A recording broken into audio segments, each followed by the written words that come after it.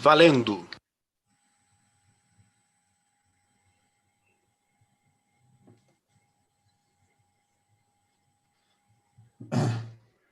Bom, boa tarde a todos.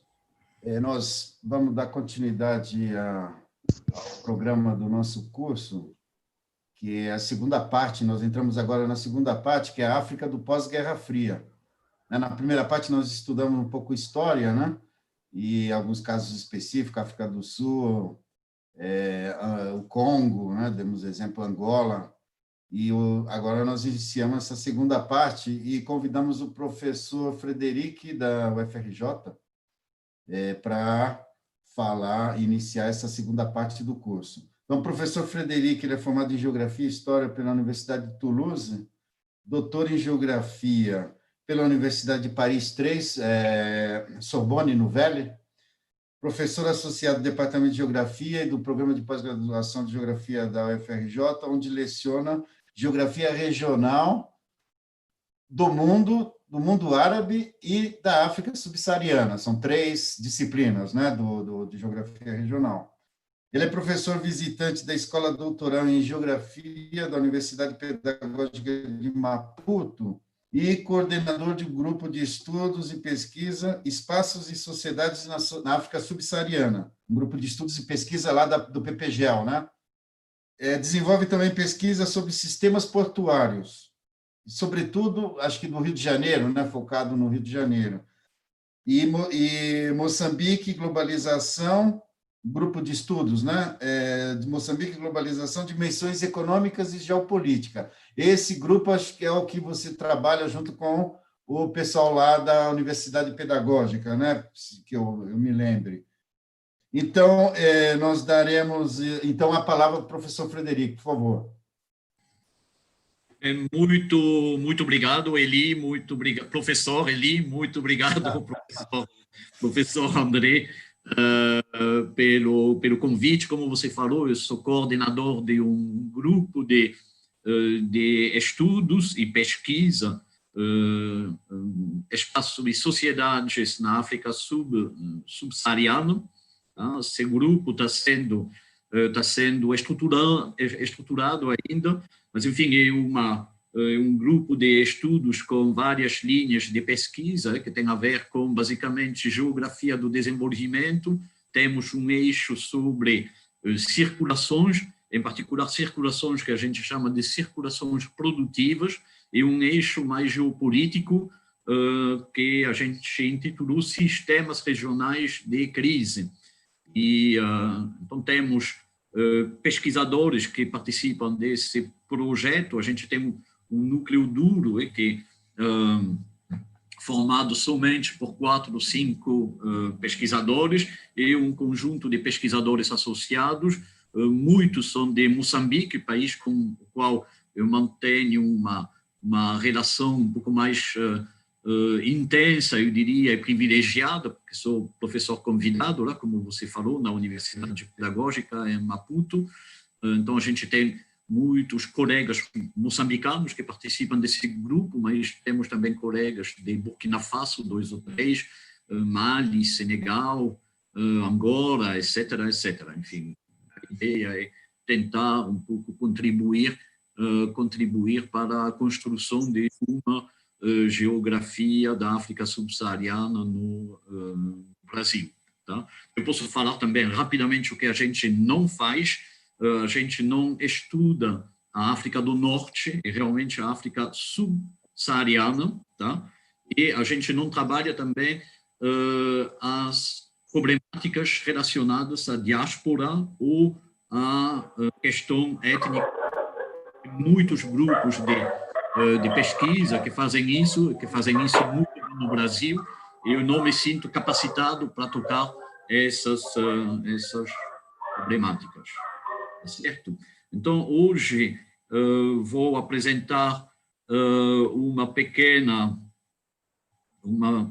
contribuição sobre Moçambique, que eu intitulei Moçambique na globalização, dimensões econômicas e geopolíticas. Vocês estão enxergando o PowerPoint? Tá ótimo, Frederico, perfeito. Ótimo. Então tá, então eu vou começar muito rapidamente, mostrando um pouco a situação geográfica de Moçambique para os alunos que eventualmente não têm muita noção da localização do país, que fica no Cone Sul africano, no sudeste da África, e que regionalmente pertence à África austral, ao lado da África do Sul, da Namíbia, de Zimbábue, Zâmbia, Malawi e Botsuana. São basicamente esses países que constituem a África Austral. Agora tem um problema que estou vendo, eu não sei como tem uma faixa com a minha imagem que aparece, que está me atrapalhando um pouco. Não sei como... Frederico, você pode mover essa faixa para um lado e para o outro. Se você der um clique nela e segurar, você pode arrastar. Tá. Ótimo. Tá. Eu não posso fechar ela, né? Não, acho que não. Tenta deixar ela bem no cantinho. Sim, já fechei. Então tá, aqui à direita vocês podem ver o mapa, né, de Moçambique, né, com seu litoral de quase 3.000 quilômetros, se não me engano, 2.800 quilômetros, não lembro muito bem, né, banhado pelo canal de Moçambique, pelo Oceano Índico. Então, do que eu vou falar hoje? Eu vou falar um pouco de Moçambique, na verdade, na globalização, né, da emergência econômica desse país, que há muito pouco tempo atrás era considerado um PMA, né, um país menos avançado, né, não é uma denominação muito agradável, né, muito bonita, mas, enfim, é um país que a gente considera um país emergente na África, ao lado da Etiópia, de Ruanda, etc. Eu vou falar um pouco das dinâmicas espaciais e dos riscos geopolíticos relacionados à emergência econômica de Moçambique. Então, a gente vai falar um pouco da paz e do processo dos acordos de paz e da reconstrução que seguiram a guerra civil a partir dos anos 90, e de todo um processo que poderíamos qualificar como uma modernização conservadora da economia, da sociedade moçambicana. No segundo momento, vamos tentar analisar um pouco as contradições da emergência econômica e do extrativismo, e tentar pensar em termos de novas dependências e de uma desintegração competitiva do território em função desse projeto de inserção na globalização. E depois, para terminar, vamos tentar entender um pouco o atual clima de instabilidade geopolítica no extremo norte do país, onde temos um grupo terrorista que se filiou ao Estado Islâmico, e vamos tentar um pouco entender as razões as causas dessa situação geopolítica e contextualizar na escala da África. Muito rapidamente, vamos tentar entender um pouco quais são as grandes bifurcações, vamos dizer, que balizam a formação histórica do território moçambicano. Tá? Por quê? Porque é um território que foi moldado por 2, 3 grandes bifurcações que são caracterizadas por uma forte influência de fatores e de atores exógenos, o que é muito comum, obviamente, no continente africano. E também eu não sei se tem uma especificidade do colonialismo português em Moçambique, mas vamos ver que há uma forma de colonização que moldou um território que apresenta algumas curiosidades do ponto de vista de sua organização geral. Então, vamos tentar agora vamos tentar agora entender quais são os grandes momentos, essas grandes bifurcações, e tudo isso vai ser, obviamente, muito superficial, para balizar um pouco essa construção do território histórico, a construção histórica do território moçambicano, mas, num primeiro momento, a partir, sobretudo, do século XVI, a gente observa uma multiplicação das feitorias portuguesas, em particular na parte central e na parte setentrional do futuro território moçambicano. E, num primeiro momento, os portugueses são muito interessados pelo comércio com a Interlândia macro-regional, com territórios que correspondem basicamente hoje a Zâmbia, Zimbábue, etc. Eles vão penetrar o interior de Moçambique através do Vale do Zambeze. E observamos que, a partir desse momento, o sul e o norte do país já dispõem de uma relativa autonomia. E, num segundo momento, os portugueses, assim como ocorreu um pouco no Brasil, mas, enfim, foi em Moçambique foi um pouco diferente, já que a valorização, entre aspas, do território foi otorgada a companhias concessionárias de vários países. Não tinha só portuguesas, mas tinha francesas, britânicas, etc., etc. Mas o que a gente observa é que há uma gestão do território colonial que é muito pouco centralizada, tá? E isso vai moldar um território que é frequentemente considerado até hoje como desequilibrado. Agora a gente tem um terceiro momento que eu considero uma bifurcação maior na história do país, que ocorre no final do século XIX e no início do século XX. E observamos que a administração colonial portuguesa está sendo cada vez mais tutelada pela potência britânica. Vocês podem observar no cartograma da direita que os britânicos dominam realmente boa parte da África Austral, entre a Rodésia, as Rodésias, na época tinha a Rodésia no norte, a atual Zâmbia, a Rodésia do sul, o atual Zimbábue, até a África do Sul.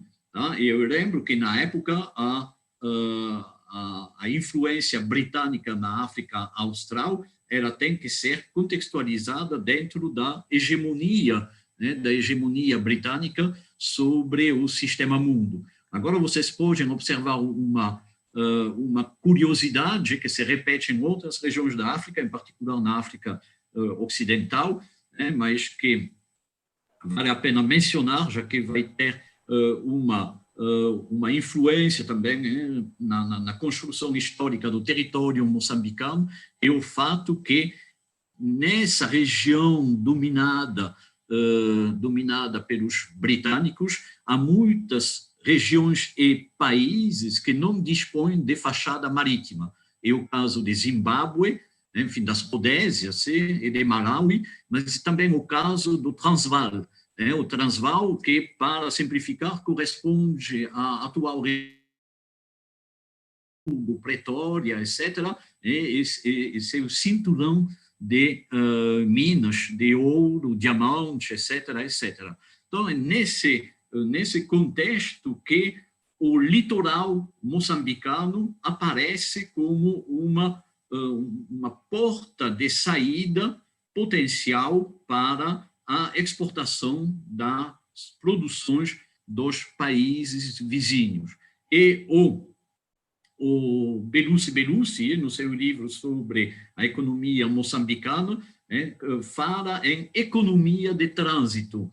Observamos que as exportações sul-africanas, mas também de Zimbábue, etc., mas sobretudo sul-africanos na época, final do século XIX, início do século XX, né, vão começar a serem, essas exportações ocorrem pelo porto de Maputo, né? Vocês têm uma foto embaixo do porto, na verdade, na época, a gente falava Lourenço Marques, que era o nome da atual Maputo, né? Ele foi modernizado no início do século XX, né, para poder dar vazão a essas exportações sul-africanas. Ou seja, a gente tem, né, nessa região, né, nesse eixo entre o Transvaal, né, o atual Gauteng, e a região de Maputo, a constituição de um corredor de transporte, um corredor de exportação, né, que é provavelmente o corredor que melhor funciona hoje no continente africano. Tá? Uma outra característica, né, dessa relação cada vez mais estreita de Moçambique, ainda dominado pelos portugueses, e a África Austral britânica, e a instauração, a invenção, né, literalmente, de um sistema migratório regional que vai consolidar a dependência de Moçambique em relação à África do Sul. Tá?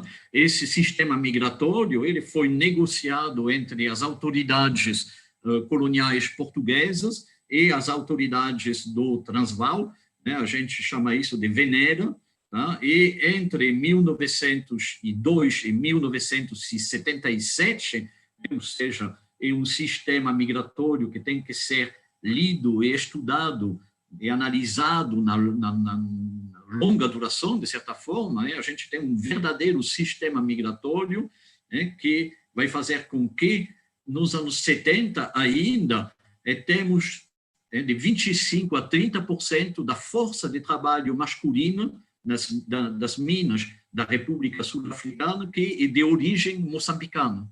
Tá?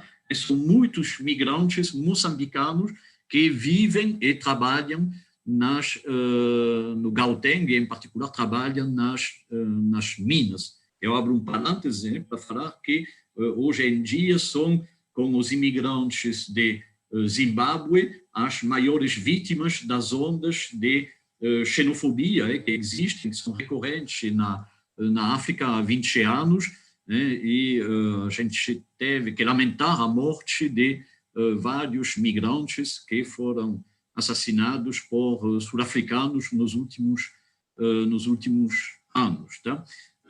Esse sistema migratório, né, teve importantes impactos socioeconômicos, em particular, as remessas enviadas pelos mineiros para suas famílias, né, com uma taxação que beneficiava também a colônia portuguesa, o sistema de administração colonial portuguesa em Moçambique, né, são remessas importantes, muito, assim, um volume de remessas relativamente significativo. Teve um impacto econômico negativo, né? A gente viu algumas regiões, em particular no centro-sul, na atual província de Xai-Xai, né? A gente observou que alguns espaços rurais estavam se esvaziando, e isso prejudicou o desenvolvimento da agricultura. Tá? E, como em muitas outras regiões do mundo, observamos também que os migrantes se beneficiam de um certo prestígio. A migração é, de certa forma, uma obrigação para crescer na vida. E como isso acontece em algumas outras regiões da África, a gente observa que há um fenômeno de perpetuação desse processo migratório, né, que se traduz por um vai e vem permanente, e que estrutura muito essa região. Tá? E então, essa grande bifurcação do final do século XIX e início do século XX, essa dependência crescente de Moçambique em relação à África do Sul, vai se traduzir por um outro fenômeno maior, né, de cunho mais territorial, diretamente territorial, esse, né, que diz respeito à transferência da capital da ilha de Moçambique, que fica no extremo norte do país, no norte do país, para Lourenço Marques, né, que fica no extremo sul, muito perto e junto à fronteira da África do Sul. E quando você sai, hoje em dia, de Maputo, pela estrada, né, a fronteira sul-africana é muito próxima, né, a essa característica, né, de proximidade com a África do Sul e seu coração industrial, que é o Gauteng. Tá? Então, isso corresponde a uma mudança do centro de gravidade do território moçambicano. O que é curioso hoje é que um país que, sobretudo, a partir da primeira experiência socialista, da experiência socialista dos anos 70, é um país que é administrado de forma muito centralizada, mas cuja capital é absolutamente periférica. Não deixa de ser uma curiosidade, e, contrariamente a outros países que se deparam com uma situação semelhante, não há nenhum projeto de transferência da capital para um lugar geograficamente mais central. Então, vamos muito rapidamente também apresentar algumas características gerais do território moçambicano. São 28 milhões, talvez 29 hoje, milhões de pessoas, né? E desse total, a gente tem 40% que vive nas regiões do centro-norte. No extremo sul, temos uma concentração da população nas duas maiores cidades, né, do país. A maior cidade é a Matola, né, que é uma cidade que era um subúrbio de Maputo, né, que hoje tem uma população maior do que Maputo, um pouco maior, mas juntas, né, formam uma metrópole, né, que tem 2 milhões de habitantes, né, mas a gente tem uma grande concentração de população. Vocês podem ver nesse mapinha embaixo à direita, no centro-norte, no norte do país, né, com áreas rurais que são densamente ocupadas nessa região. Uma outra característica é que uma herança dessa bifurcação do final do século XIX, início do século XX, é que temos 3 grandes corredores que estruturam o sistema circulatório de Moçambique. Na verdade, não é um sistema circulatório, não há sistema nenhum, né, mas pelo menos os grandes eixos de escoamento. E temos do sul ao norte o corredor de Maputo, o corredor da Beira e o corredor de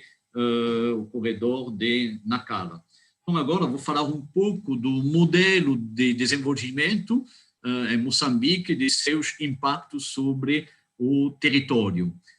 Bom, é bom lembrar que quando se fala de Angola e Moçambique, por exemplo, ex-colônias portuguesas, são países que experimentaram um processo de descolonização extremamente violenta, guerras extremamente duras, que foram seguidas por conflitos civis, que se alastraram durante cerca de 20 anos e que foram também extremamente duros. Tá? Então, a gente tem uma guerra de libertação que ocorre entre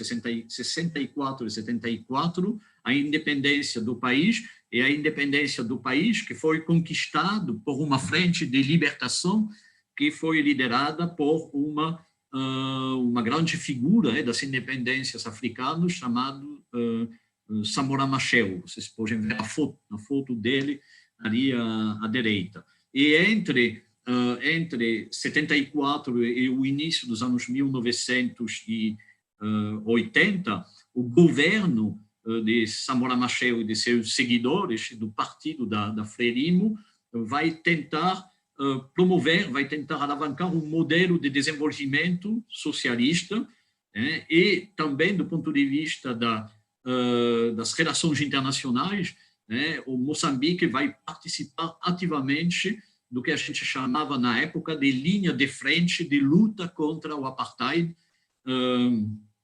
ao lado de movimentos de libertação ou de governos da região. E essa, muito mais do que a experiência socialista, o protagonismo geopolítico de Moçambique contra o regime racista da África do Sul, valeu uma retorção, eu diria, imediata por parte da África do Sul e de Zimbábue, que criaram o serviço secreto da Rodésia, de Ian Smith, na época, criou um grupo de guerrilha, uma guerrilha chamada Renamo, para lutar contra o governo moçambicano, para enfraquecer esse governo moçambicano muito ativo na luta contra o apartheid. Na época também, o governo de Samora Machel e dos seguidores lançam um processo de modernização da sociedade. Não deixa de ser um projeto de ocidentalização. Eu tenho amigas que são professoras, muitas vezes, que me lembram o quanto tudo que era africano era considerado tradicional demais, e era, de certa forma, combatido pelo regime. E esse regime era, o Samora Machel, sobretudo, era obcecado pela questão da unidade nacional. Ele usou ele usou muito a língua portuguesa como um fator de unificação, de manutenção da unidade nacional. Mas a gente observa muito rapidamente que a economia de guerra e as políticas econômicas assim, alcançam, muito rapidamente seus limites. O país não consegue crescer, ainda menos se desenvolver, e vai entrar numa nova fase a partir dos anos 80, que a gente poderia rotular como uma virada neoliberal. E Moçambique foi certamente o país pioneiro no ingresso na era do neoliberalismo na África subsaariana. Em geral, os demais países africanos operaram nessa virada a partir dos anos 90, sob a pressão das agências internacionais que impuseram suas políticas de ajuste estrutural. Então, o que a gente observa a partir daí é a implementação de uma política mais neoliberal, de uma modernização mais conservadora, e a partir de 1992, os acordos de paz vão começar vão permitir a Moçambique de ingressar num período de maior estabilidade política e geopolítica. Tá? É um país que vai iniciar seu processo de reconstrução e que, para isso, vai se beneficiar de um afluxo de crédito e de ajuda internacional absolutamente fora do comum. Se não me engano, no final dos anos 90 ainda, não, no final dos anos 2000, me parece que a ajuda internacional representava 40% do PIB de Moçambique. É absolutamente enorme. Mas depois, estou indo muito rapidamente, mas em meados dos anos 2000, a gente observa que as autoridades moçambicanas vão começar a promover uma política de inserção na globalização. E, para isso, eles vão promover a atração de capital externo, mediante incentivos fiscais, enfim, um conjunto de estímulos à atração do capital externo. Então, esse capital externo, esse grande capital, é atraído nos corredores de transporte, na Mosal, né? Vocês têm aqui uma planta de produção de alumínio, né? Que fica na periferia de Maputo, e mais tarde na mineração. A gente vai falar um pouco mais tarde, mas vocês têm uma foto embaixo, né, das minas de carvão de Moatize, onde o maior ator econômico dessa bacia carbonífera é a corporação brasileira Vale. Tá?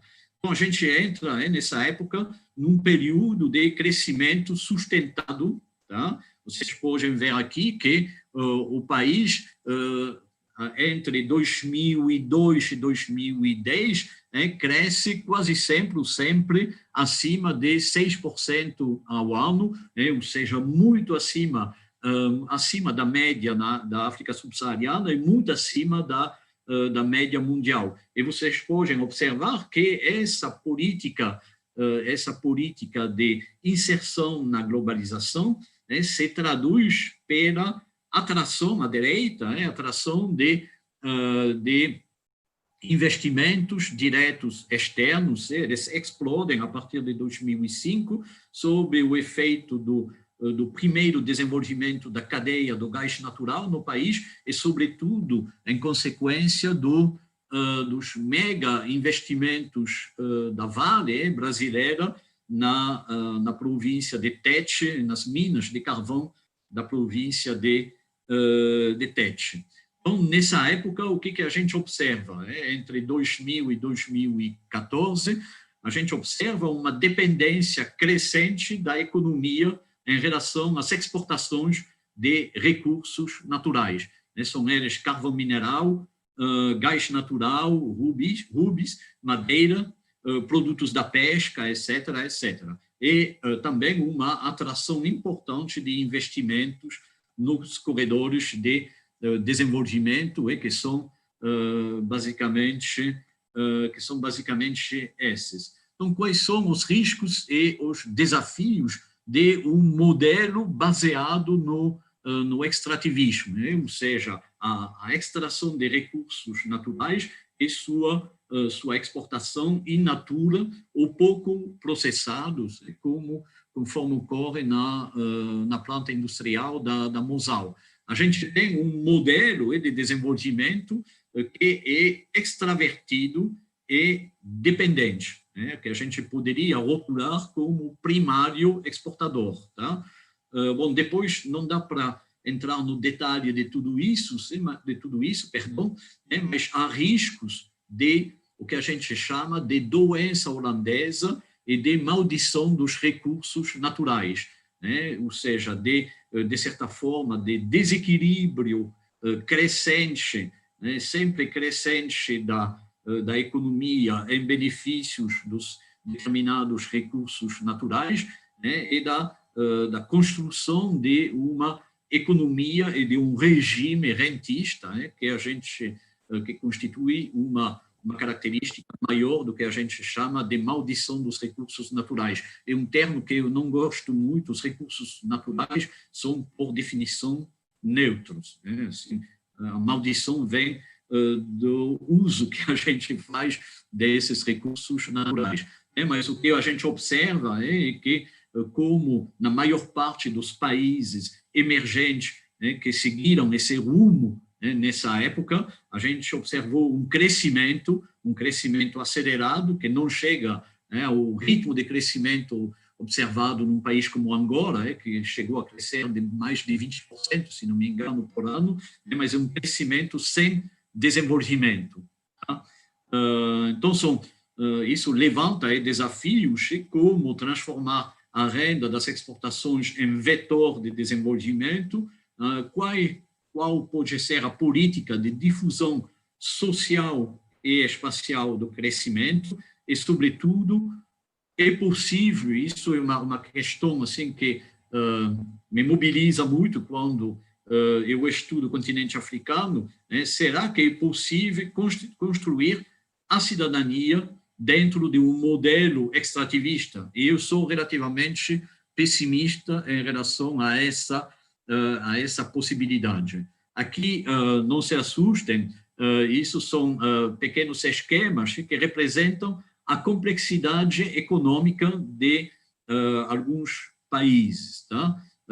Isso corresponde, na verdade, à estrutura das exportações de 3 países. Então, a gente vai pegar, né, o mais caricatural de todos, que é Angola. Em Angola, vocês podem observar que tem, basicamente, 90% suas exportações são constituídos, 90% em petróleo e derivados, 5% diamante e 5% restante, produtos agrícolas, etc., etc. Ou seja, é um comércio externo absolutamente desequilibrado. Não é o único caso, no mundo existem outros países da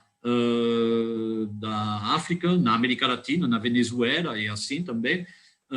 À direita, a gente tem um país, que é a República Centro-Africana, que tem uma complexidade econômica maior, né? Ou seja, tem uma pauta exportadora, né, onde os produtos, os recursos naturais, como ouro, etc., platino, diamante, representam uma parte importante desse comércio externo. No entanto, eles exportam também material de transporte, veículos, etc., etc.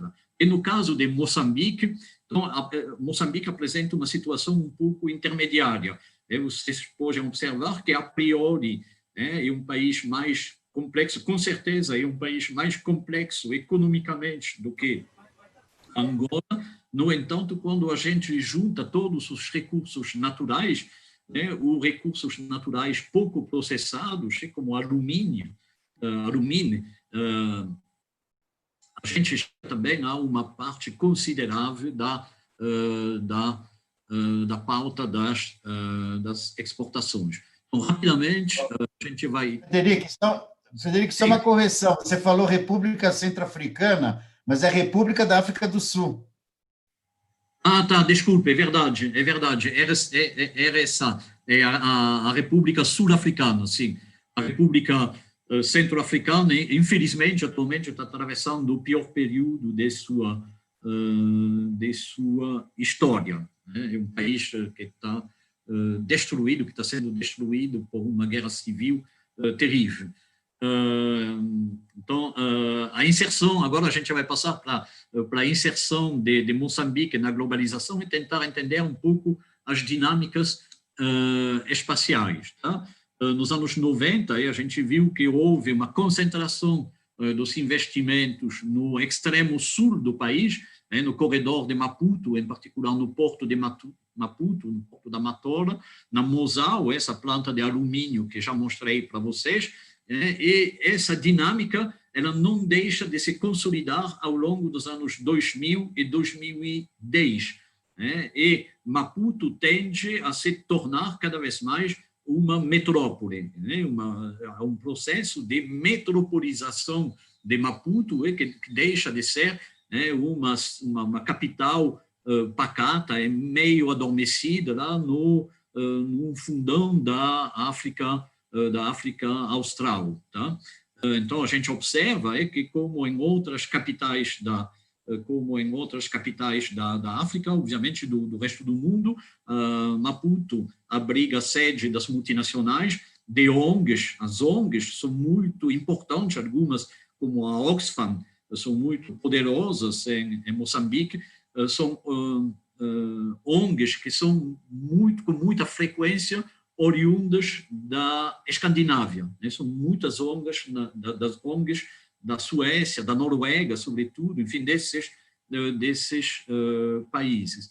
A cidade abriga também, obviamente, os serviços terciários e financeiros, a administração estatal, as infraestruturas de transporte, e as instituições de ensino superior, ou seja, ela concentra os objetos geográficos e as atividades que caracterizam uma metrópole internacional. Mas a gente observa, ao longo dos anos 2000 e 2010, que há uma diversificação geográfica do investimento.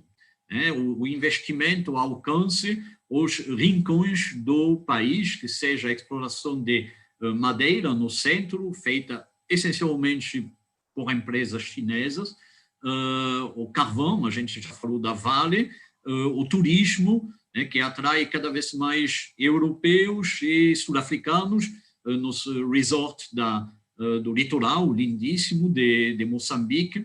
A gente tem um outro empreendimento maior brasileiro, que é o ProSavana, que é uma tentativa de exportar o modelo do Prodecer, da agricultura capitalista que foi implementado nos cerrados do centro-oeste brasileiro. Eles tentaram, a Embrapa tentou replicar, de certa forma, esse modelo nas savanas, nos cerrados da região de Nampula, em Moçambique. E no extremo norte, a gente tem, na verdade, essa foto não corresponde, mas a gente tem a extração de gás natural offshore, que não começou ainda, mas eles estão instalando as bases de processamento do gás. Mas o mais interessante nessa história é que apesar desses investimentos no interior do país, vocês podem observar, não precisa entrar no detalhe, que há uma relativa estabilidade na distribuição do PIB por região moçambicana, tá? Ou seja, o norte, apesar desses grandes investimentos no gás natural, representa basicamente a mesma, ele contribui para 22% do PIB em 2017, o que representa basicamente a mesma coisa do que 10 anos antes. Ou seja, a gente tem uma interiorização do crescimento, mas isso sem diminuição das desigualdades, das desigualdades regionais. Eu não vou entrar no detalhe de tudo isso, mas eu só queria mencionar o fato que Moçambique é um país sujeito a ciclones devastadores, a enchentes também devastadoras, tá? E que atualmente há uma dinâmica preocupante na cidade de Maputo, onde a parte baixa da cidade, onde era proibido construir até muito pouco tempo, e uma parte da cidade baixa virou um espaço predileto da especulação imobiliária, um bairro chamado Central C, que fica ao nível do mar, e quando a gente conversa com as pessoas, parece que ninguém se preocupou com a questão das mudanças climáticas, apesar de seus efeitos regularmente muito trágicos, muito devastadores nesse país. Eu tentei mostrar um pouco os efeitos da inserção na globalização numa escala interregional.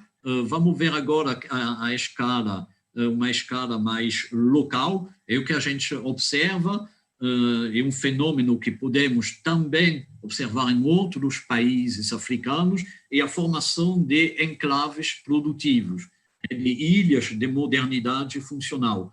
É a plataforma de gás natural, a mina, o resort turístico, que mantém, de certa forma, relações mais intensas com o mercado global e a sede da firma do que com o ambiente local. Para usar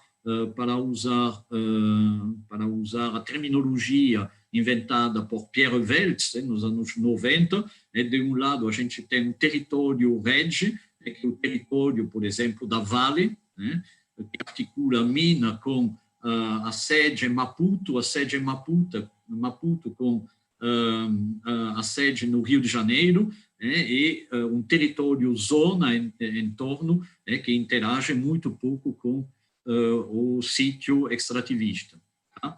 Esses sítios extrativistas geram relativamente pouco emprego, ou seja, A gente tem um fenômeno clássico de extração de mais-valia para o exterior, que beneficia também a elite nacional, e já que a gente está numa configuração de Estado neopatrimonial, né, onde a gente tem muitas dificuldades para distinguir onde fica o privado e onde fica o estatal. Tá? Agora a gente vai terminar com a questão geopolítica, espero que eu tenha mais 5 minutos. O que observamos em Moçambique é uma diversificação dos parceiros econômicos e comerciais, em particular parceiros do Sul, né, dentro dessa lógica de desenvolvimento de parcerias Sul-Sul. O Brasil é muito presente, mineração, agronegócio, transporte e construção civil. O Brasil foi acolhido de braços abertos no início dos anos 2000 e hoje a população, os intelectuais, etc., se deram conta que esses empreendimentos brasileiros são muito semelhantes, em alguns casos piores do que, no caso da Vale e da mineração, do que os empreendimentos das firmas do chamado norte global. Né? Assim, houve desencantamento, enfim, o encantamento acabou. Tá? A China é menos presente do que em outros países africanos, mas, enfim, investe no setor imobiliário, né, no setor hoteleiro, na extração de madeira e na pesca industrial, através de concessões, né, uma pesca altamente predadora e muito problemática, e isso em parceria, obviamente, com as elites político-econômicas do país. A Turquia tem investido muito no setor imobiliário, né, com rivalidades fortes, eu diria, entre o capitalismo próximo do Erdogan, né, do líder turco, e seus opositores, que alguns desses opositores a Erdogan, né, que investiam em Maputo, foram assassinados. A gente não sabe se foi pelo serviço secreto turco ou pelo serviço secreto moçambicano. Isso para mostrar que, contrariamente ao que a gente imagina, essa parceria Sul-Sul não é necessariamente muito pacífica, nem muito benéfica. A Índia também tem investido muito no corredor da Beira e cada vez mais também os Emirados da Península Arábica, no setor imobiliário, no setor hoteleiro, etc., etc. Do lado da África do Sul, observamos que a África do Sul está diversificando seus investimentos na grande distribuição. O shopping, os supermercados de Moçambique, pelo menos do Sul, são quase sempre sul-africanos, telecomunicações, bancos, turismo, etc. E a gente tem também novos parceiros do Norte, a França, né, com o gás natural, o material bélico, e a Itália. Também a França tem a França Total, a empresa Total da francesa, né, que está montando uma base de processamento do gás em Cabo Delgado. Também tem sua atuação denunciado por uma associação que fez um relatório ótimo, Amigos da Terra, se chama, é uma associação francesa, e que mostrou o estrago desse empreendimento da Total no extremo norte do país. Eu vou passar aqui. Do ponto de vista da geopolítica, dos conflitos territoriais locais, né, observamos também que em Moçambique, como em muitas outras regiões do mundo, as populações locais se mobilizam cada vez mais contra alguns efeitos negativos dos grandes empreendimentos. Então, no caso da Vale, por exemplo, né, teve muitos protestos contra as remoções, né, as remoções maciças de população para permitir a extração de carvão mineral. No caso do ProSavana, também a população, os camponeses, se mobilizaram se mobilizaram contra esse projeto e em nome da soberania alimentar.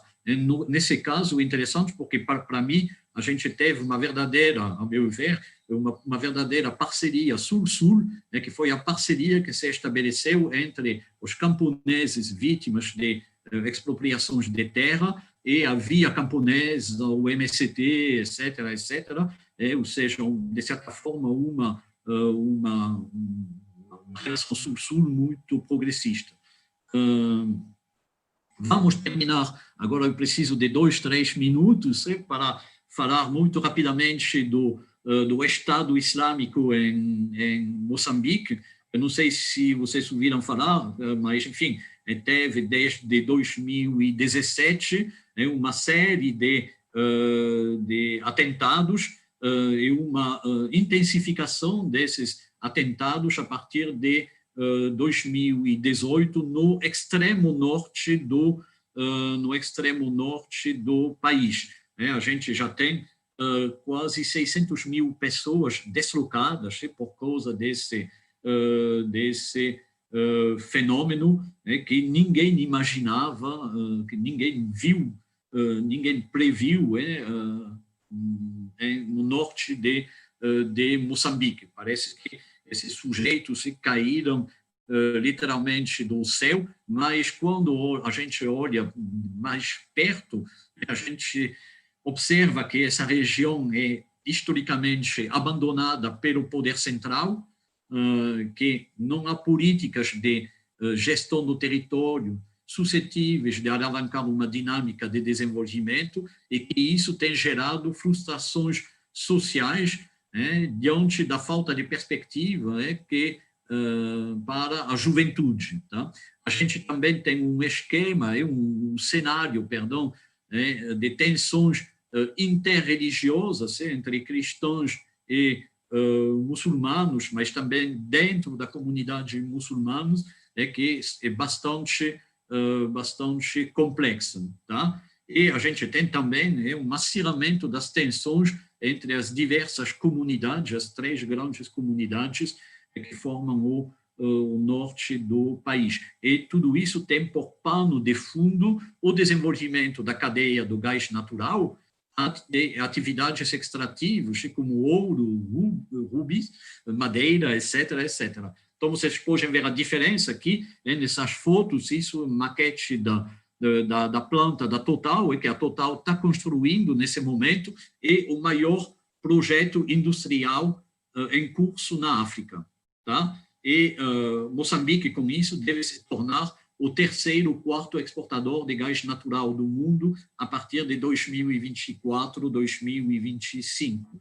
Enquanto a economia do ouro e do rubis lembra muito mais os garimpos que existem em muitas partes da África e também no Brasil. É uma atividade muito mais artesanal, muito mais informal e com redes ilegais de exportação desses produtos. Me permitem, assim, contextualizar isso, essa questão do Estado Islâmico na escala da África subsaariana. A gente observa, vocês podem ver aqui no mapa da esquerda, uma multiplicação das ações do Estado Islâmico na África subsaariana a partir de 2019 e em 2020, mas o mais interessante nisso é que há uma articulação de interesses entre a escala local e a escala global. O que significa isso? Isso significa que o centro, de certa forma, o núcleo que dirige ainda o Estado Islâmico, a África deve ser uma nova fronteira de expansão. Tá? E por isso que observamos uma centralidade crescente da África na comunicação global do Estado Islâmico. Nas revistas online, em particular, eles deixam entender que o califado no Oriente Médio pode ter sido colocado entre parênteses, mas que o sonho do califado continua vivo. Tá? E que a África pode ter um papel para reconstruir um novo califado. Tá? E o que a gente observa na África, em escala mais local agora, é uma filiação, né, desses grupos, tem cerca de 15 mil grupos armados na África, né, e para os quais a adesão, a filiação ao Estado Islâmico, né, pode significar prestígio, visibilidade e, em alguns casos, sobretudo na África Ocidental, ajuda operacional. Mas agora, para interpretar isso de forma mais geográfica, para terminar agora, não vai ter proclamação de um califado a curto, médio prazo, que isso geraria imediatamente uma intervenção internacional, ou seja, eles aprenderam muito bem, eles tiraram lição, de certa forma, do que ocorreu no Oriente Médio, tá? Então, o que eles fazem? Eles tentam difundir um modelo operacional na África subsaariana, que consiste em enfraquecer o Estado e promover uma administração, mas uma administração muito frouxa do território, sem presença de bases, de campos, etc., etc. E o que eles fazem? Eles destroem algumas infraestruturas, matam muitos professores. Isso é uma característica forte do Estado Islâmico. Boko Haram, o Estado Islâmico no Sahel, em Moçambique também expulsam, matam muitos professores. Eles instalam um cadi, que é um juiz muçulmano na cidade, e eles vão tentar controlar alguns eixos viários para obter uma renda, em particular sobre os tráficos de droga, de pedras preciosas, etc., etc. E a fase 2 poderia constituir uma administração mais direta do território, uma territorialização desse modelo. E alguns especialistas apontam a possibilidade também da construção de eixos, mas são territórios, redes, muito mais do que territórios, zonas, de eixos de conexão às redes marítimas de circulação para poder se abastecer em armas, enfim, fazer circular um pouco de tudo. Kanimambo, muito obrigado. Caso tenham interesse em se informar a respeito de nossos trabalhos no Grupo GeoAfrica, a gente tem um site bem simples, geoafrica.com.br, e caso tenham interesse também, vocês podem entrar em contato direto comigo. Muito obrigado pela atenção.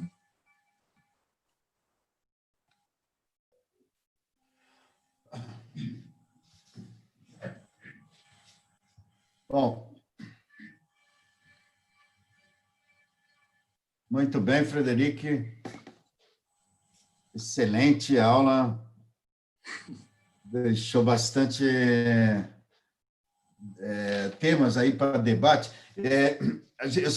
Antes de iniciar, a gente tem quanto tempo, André? Então, a gente tem até, no máximo, 5h30. Então, a gente tem aí pelo menos 20 minutos para o debate, para a gente encerrar. Tá, então eu gostaria só de fazer... Fala. Não, tudo certo. Temos um tempinho aí para conversar, pelo menos. Tá, eu queria só... Eu achei que nessa última fala do Frederic, que o Al-Shabaab, ele originalmente ele surgiu na Somália, né? E ele fez os ataques no Quênia e agora em Moçambique. Eles parece que pularam a Tanzânia, ou eles atuam também na Tanzânia? Não, na verdade, eles não têm nada a ver. O Al-Shabaab da Somália atua no norte do Quênia, significa os jovens em árabe, mas, na verdade, eles não têm nada a ver. O que eles estão tentando fazer atualmente, o Estado Islâmico criou duas províncias, que são a província, para simplificar, da África Ocidental, e a província do que eles chamam África Central. Mas isso é uma aberração geográfica, mas a ideia é criar um corredor entre o leste do Congo e o norte de Moçambique. Aliás, esqueci o novo nome, mas não se chama mais Al-Shabaab. Eles mudaram de nome. Esses grupos, a gente estuda mais o caso da África Ocidental, mas eles mudam de nomes com muita são muito frequentes. É um universo extremamente flexível. Tá certo. E outra coisa que eu queria só saber aqui rapidamente é que você, no seu texto, você fala das dívidas ocultas e que o dinheiro que foi ocultado pelo governo, ele omitiu, né? Um empréstimo de 2 bilhões de dólares e para comprar material bélico da França, seria isso mesmo? Isso, que tipo de material? São fragatas, é isso? As fragatas. Mas aí para fazer ali o monitoramento do canal de Moçambique. Isso, exatamente. Que interessa a França, né? Porque a França tem as ilhas ali e usa o canal para transporte de petróleo, né? A França tem historicamente, assim, era da mesma forma que a Grã-Bretanha dominava numa época o Cone Sul-africano e territorialmente o Cone Sul-africano, a França estava muito mais presente no leste do canal de Moçambique, em Madagascar, nas ilhas Comores, e um pouco mais distante nas ilhas da Reunião, Seychelles, etc. Tá. E o Moçambique comprou a fragata, finalmente? Sim, eles compraram, mas foi nesse momento que eles descobriram que, na verdade, eles estavam comprando com empréstimos e que eles obtiveram esses empréstimos graças ao fato de ter ocultado essas dívidas. E isso foi bastante grave. Isso se traduziu imediatamente por uma queda do investimento externo no país, já que houve uma perda de credibilidade por parte do governo, que sempre foi muito bem visto pelos investidores internacionais em função dessa abertura econômica que ocorreu nos anos 80, mas que se ampliou desde então. Tá certo. Moçambique tinha se tornado, de certa forma, um queridinho do FMI, do Banco Mundial, etc., e a gente observa que desde 2014 teve o fim dos superciclos das commodities, a queda do preço das commodities e o escândalo das dívidas ocultas e agora o Covid-19, assim, o país está atualmente numa situação muito diferente da situação de crescimento sustentado dos anos 2000. Tá certo. Do norte também. Eli, eu queria só registrar aqui que o Geraldo Sotária, que é doutorando de Moçambique e docente lá em Licungo, em Moçambique. Orientador dele. Sim, então ele está assistindo a gente e elogiou aí a análise das assimetrias regionais que o Federico estava fazendo, só para registrar a participação dele aí também. Tá certo. Ele tem um trabalho, uma pesquisa muito interessante sobre o porto da Beira e a relação entre o porto e a cidade na Beira.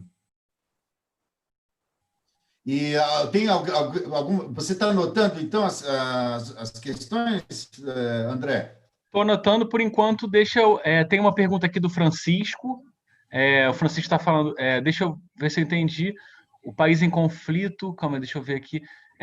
Se os alunos quiserem entrar para falar, o Francisco falou aqui, o país em conflito com a chegada do Estado Islâmico faz uma dívida para financiar... Ele está falando, deixa eu ver se eu entendi. O país em conflito com a chegada do Estado Islâmico faz uma dívida para financiar uma micromarinha em benefício dos interesses internacionais franceses e o mercado reage infligindo uma penalidade? Ele está perguntando. E a Carolina está perguntando aqui, gostaria de perguntar se houve benefícios sociais reais advindos do processo de crescimento estimulado entre os anos 2000 e 2010, sobretudo. Por enquanto temos essas duas perguntas. Bom, sobre a primeira pergunta, eu acho um pouco confusa, enfim, talvez a formulação e um pouco a teoria do complô também, mas a França assim, é um país que está se aproximando um pouco, que está diversificando suas parcerias econômicas e comerciais no continente africano, mas cuja a natureza dessas parcerias são muito diferentes do que acontece no seu ex-império colonial, onde a gente tem uma política nitidamente neocolonialista, o neocolonial, que a gente rotula como um sistema, na verdade, que os franceses chamam de France-Afrique, que o Elie deve conhecer. O France-Afrique é um sistema que se perpetua há décadas, envolvendo países da África Ocidental e da África Central. No que diz respeito a esses novos parceiros comerciais, como África do Sul, Moçambique, Nigéria, etc., a relação é muito, eu diria, estritamente comercial e econômica. Agora, a venda desse material bélico aconteceu em 2016, ou seja, antes do surgimento das primeiras ações do Estado Islâmico, que não era ainda um Estado Islâmico, em 2017. E, na verdade, assim, vai servir os interesses da Marinha moçambicana. A segunda pergunta, sim, então, a segunda pergunta é uma pergunta excelente, assim, mas que diz respeito à nossa capacidade de transformar o crescimento econômico em desenvolvimento. Tá? E isso não acontece em Moçambique, como não acontece, eu diria, no resto do mundo, com algumas exceções que ficam no hemisfério norte. A gente não soube fazer isso na América do Sul, na época da Idade de Ouro do neodesenvolvimentismo, nos anos 2000, houve uma inclusão social, mas uma inclusão social muito dependente do preço das matérias-primas. Quando o preço das matérias-primas diminui, esses modelos também assim explodem, como aconteceu em vários países, na Angola, enfim, em vários países africanos. Portanto, não há uma transformação, eu diria, do crescimento econômico que pode ser acelerado.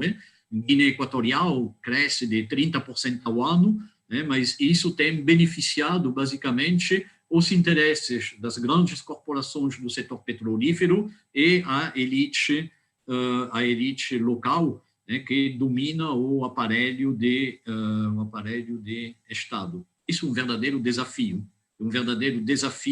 É que é tributário, para mim, do que a gente poderia chamar de adensamento institucional.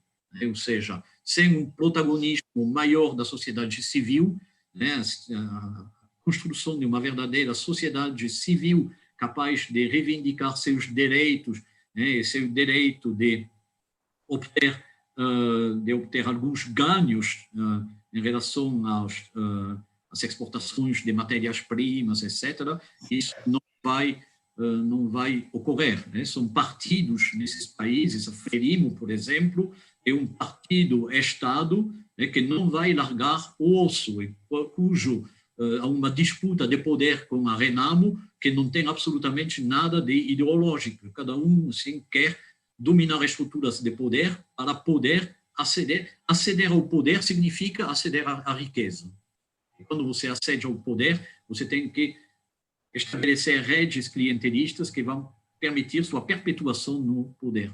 Eu não sei se eu fui muito claro, me parece que me enrolei um pouco.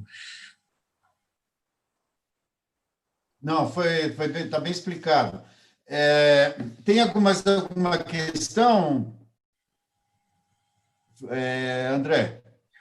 Tem só mais uma questão aqui para a gente encerrar, do próprio Geraldo. Ele, na verdade, está perguntando que análise o senhor faz sobre a agudização das assimetrias regionais. Sul, mais desenvolvido, porém pobre em recursos naturais, e o centro e norte, mais pobre e ricos em recursos naturais. Então, que análise você faz sobre essa diferença regional, para a gente fechar? Peraí, eu não entendi muito bem. Ele fala do sul rico em recursos... Vou repetir aqui. Essa ideia do sul mais desenvolvido, porém pobre em recursos naturais. Norte, pobre, isso. O centro-norte mais pobre e rico em recursos. Eu acho que, bom, isso também assim, é um tema de debate, e de elaboração de teorias, o paradoxo da abundância, a maldição dos recursos naturais, etc., etc. que anima o mundo acadêmico há décadas e décadas. Mas eu acho que as coisas não são tão simples. Um país como o Japão, por exemplo, uma megapotência econômica, em particular industrial, é um país que não dispõe de nenhum recurso natural, tá?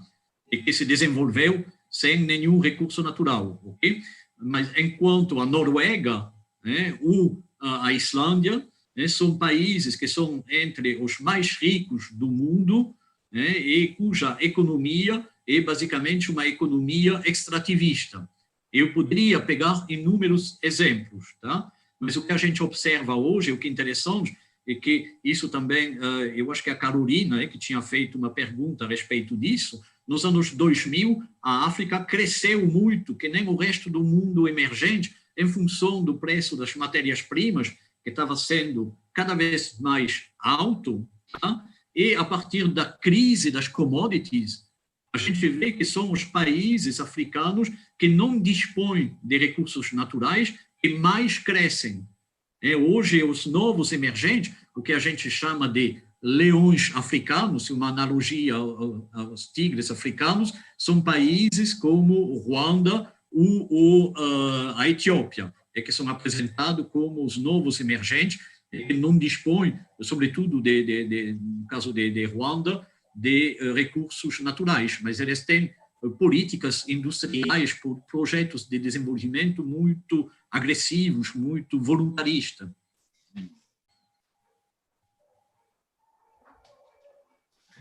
Perfeito, Eli. Quer fazer alguma consideração?